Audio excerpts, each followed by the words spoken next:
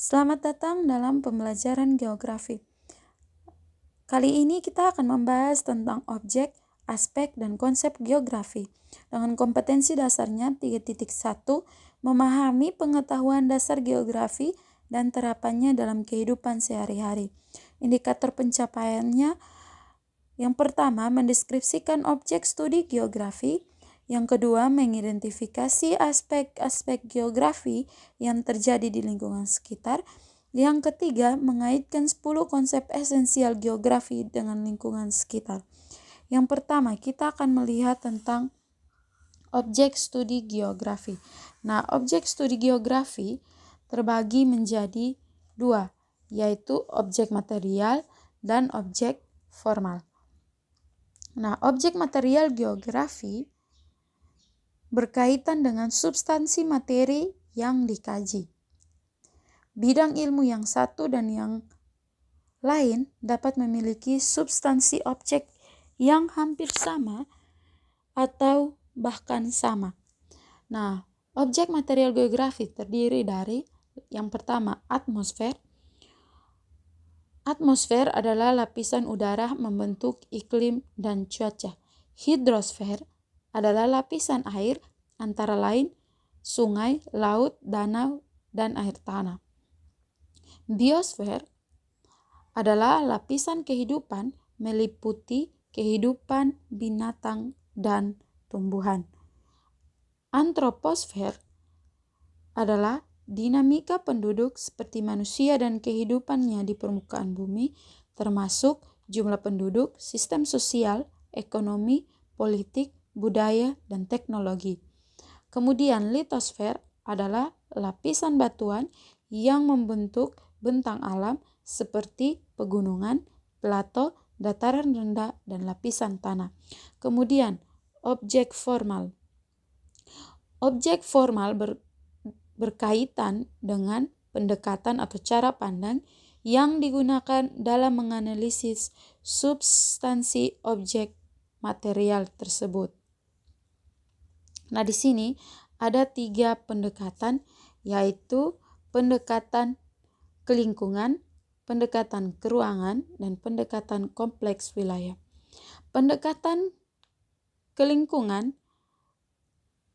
atau analisis ekologi adalah cara penyelidikan suatu fenomena geosfer yang berada di suatu tempat atau wilayah tertentu dengan menerapkan konsep ekosistem. Pendekatan ini penekanannya terdapat pada keterkaitan antara fenomena geosfer tertentu dan variabel lingkungan yang ada. Pendekatan kelingkungan tidak hanya mengaitkan hubungan antara manusia atau makhluk hidup dengan lingkungan alam saja, tetapi juga mengaitkan dengan fenomena yang ada di dalamnya, termasuk fenomena alam beserta tindakan manusia dan perilaku manusia yang meliputi perkembangan nilai-nilai geografi serta kesadaran akan lingkungan. Kemudian pendekatan keruangan adalah analisis atau cara pandang yang menekankan ruang sebagai kajiannya. Ruang dalam perspektif geografi dapat dilihat dari struktur, pola, dan proses. Dalam pendekatan ini, penting untuk memperhatikan persamaan, perbedaan, dan penyebaran penggunaan ruang yang telah ada dan penyebaran ruang yang akan digunakan untuk berbagai kegiatan yang direncanakan. Kemudian, pendekatan kompleks wilayah.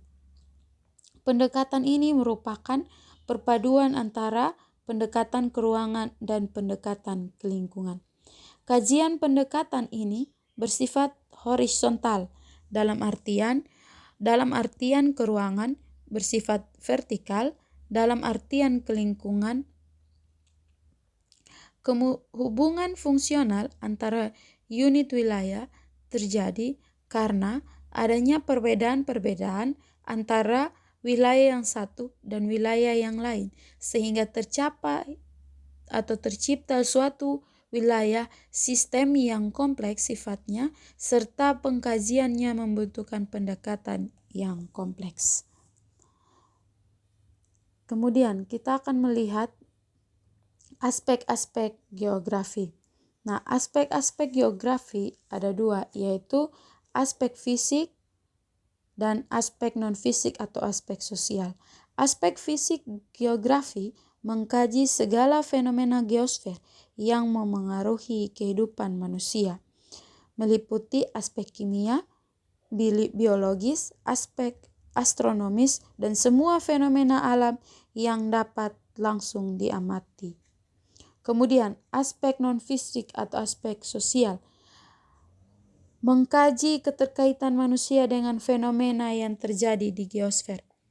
Aspek sosial meliputi aspek antropologis, politis, ekonomis, dan aspek yang berhubungan dengan pola hidup manusia.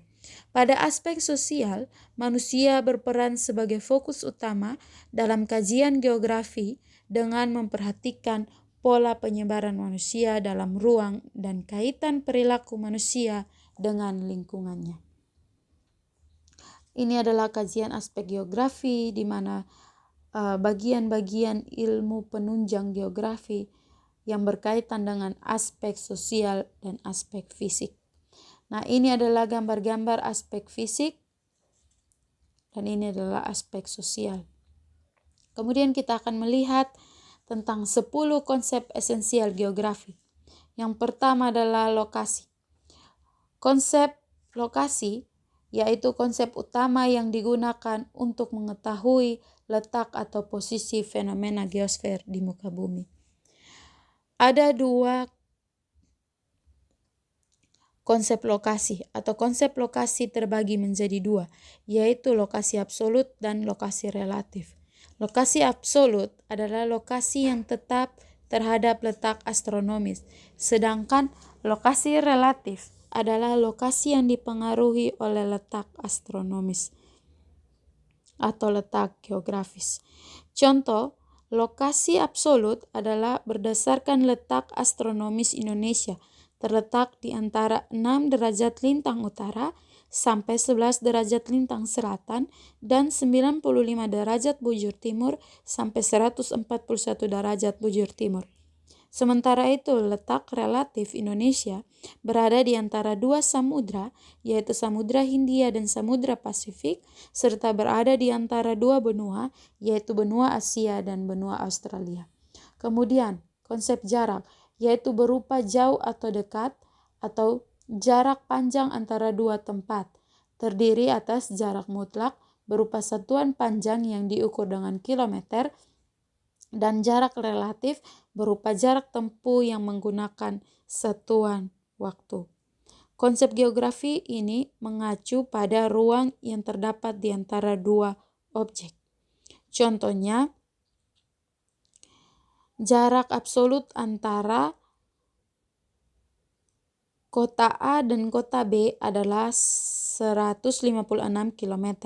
Sementara itu, jarak relatif antara kota A dan kota B apabila ditempuh menggunakan kendaraan bermotor atau roda 4 sekitar 3 jam 30 menit.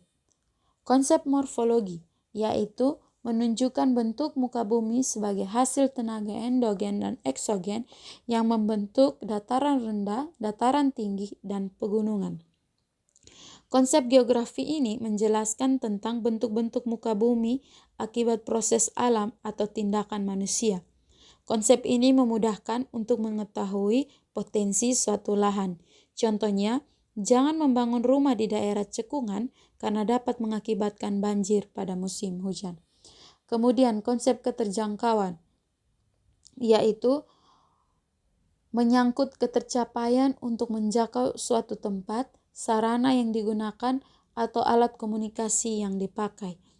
Konsep ini mengacu pada kemudahan untuk mencapai suatu objek yang dipengaruhi oleh kondisi geografi suatu wilayah. Contohnya, dari Jakarta kita lebih mudah menjangkau Kota Padang daripada Kepulauan Mentawai. Kemudian, konsep pola, yaitu berupa gambar fenomena geosfer seperti pola aliran sungai, pemukiman, lipatan, patahan, serta fenomena geosfer lainnya. Konsep ini mengacu pada susunan atau penyebaran fenomena pada ruang muka bumi. Contohnya, pola permukiman penduduk di wilayah pesisir memanjang mengikuti garis pantai. Konsep aglomerasi merupakan konsep pengelompokan atau mengumpulkan suatu hal di sebuah kawasan dengan latar belakang adanya unsur-unsur yang memberi dampak positif. Konsep ini mengacu pada kecenderungan pengelompokan fenomena atau objek pada suatu wilayah. Contohnya, permukiman di desa cenderung berkelompok pada wilayah yang subur. Yang berikut konsep nilai kegunaan, yaitu menjelaskan tentang manfaat apa yang diberikan oleh suatu wilayah di muka bumi bagi suatu makhluk. Manfaat yang ada diberikan oleh suatu wilayah tersebut tidak akan sama bagi semua orang. Konsep ini mengacu pada kelebihan yang dimiliki suatu tempat atau wilayah tertentu dan memiliki nilai kegunaan yang berbeda berdasarkan fungsinya. Contohnya, wilayah yang memiliki pemandangan yang indah cocok sebagai daerah wisata. Kemudian konsep interdependensi, yaitu menjelaskan adanya keterkaitan antar suatu hal dengan hal yang lain. Misalnya interaksi kota dengan desa. Nah, konsep geografi ini berkaitan dengan hubungan timbal balik atau saling ketergantungan antar wilayah. Contohnya seperti hubungan antara kota dan desa, di mana hubungan ketergantungan antara desa dan kota, warga kota membutuhkan bahan makanan dari desa, sedangkan warga desa membutuhkan teknologi dari kota.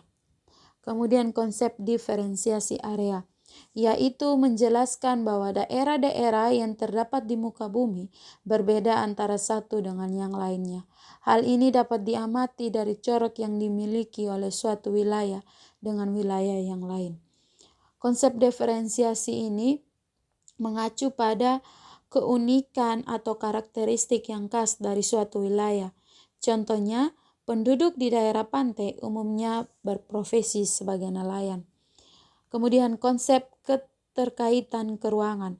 Konsep ini menunjukkan atau menyangkut adanya hubungan antara penyebaran suatu tempat. Konsep ini menunjukkan tingkat hubungan antar wilayah. Hal ini dapat mendorong terjadinya hubungan sebab akibat. Contohnya, daerah hilir mengalami banjir karena pembangunan yang terjadi di daerah hulu.